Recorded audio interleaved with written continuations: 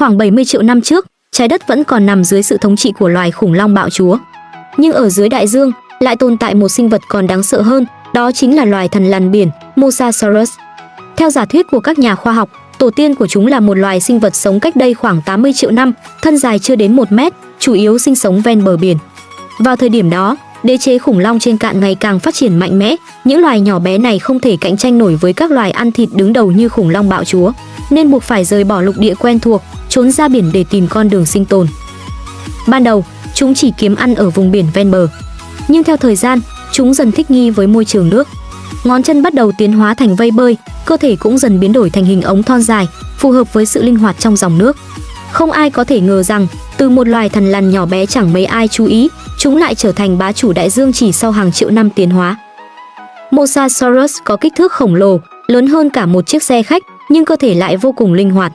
Các nghiên cứu cho thấy, chỉ riêng chiếc đuôi đã chiếm một nửa chiều dài toàn thân, và sự vẫy mạnh mẽ của nó mang lại lực đẩy cực lớn. Kết hợp với 4 chi đã tiến hóa thành vây chèo, giúp chúng có thể bơi với vận tốc lên tới 50 km/h. Không chỉ nhanh, chúng còn sở hữu thính giác vô cùng nhạy bén. Trên xương hàm có một hệ thống thần kinh đặc biệt, cho phép cảm nhận những biến động cực kỳ nhỏ của sóng nước, từ đó định vị chính xác con mồi và bất ngờ tấn công. Trong vài thập kỷ gần đây, hóa thạch của chúng đã được phát hiện ở nhiều châu lục khác nhau. Dựa trên phân tích xương, các nhà khoa học cho biết Mosasaurus có chiếc miệng rộng tới 1,6 mét, hàm răng hình nón khổng lồ, cong vào trong như những chiếc móc, đủ sức nghiền nát bất cứ sinh vật biển nào cùng thời. Chỉ trong 100.000 năm sau khi xuất hiện, chúng đã quét sạch vô số loài sinh vật dưới biển, thậm chí còn ăn thịt cả đồng loại.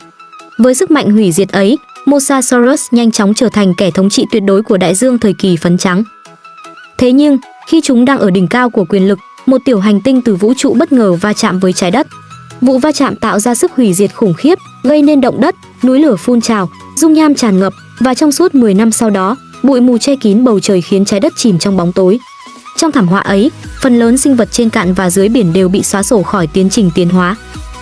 Từ một loài thần lằn nhỏ bé sống ven bờ, tiến hóa thành bá chủ đại dương chỉ trong 6 triệu năm, Mosasaurus đã khẳng định sức mạnh phi thường của tự nhiên. Nhưng cho dù hùng mạnh đến đâu, chúng cũng không thể thoát khỏi quy luật tất yếu của số phận. Sự kỳ diệu của tiến hóa chính là bạn sẽ chẳng bao giờ biết ngày mai sẽ xảy ra điều gì.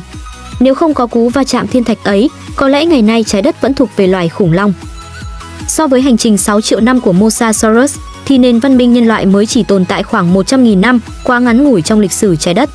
Rốt cuộc, chúng ta cũng chỉ là những vị khách thoáng qua. Vậy nên, trong vài chục năm ngắn ngủi của đời người, cớ gì phải để những chuyện nhỏ bé làm mình vướng bận. Khi bạn thật sự hiểu ra ý nghĩa của sự sống, bạn sẽ nhận ra rằng những điều từng khiến mình đau khổ, dằn vặt, rồi cũng sẽ trở nên chẳng đáng gì trước bánh xe thời gian. Đăng ký kênh để biết thêm nhiều kiến thức hữu ích nữa nhé!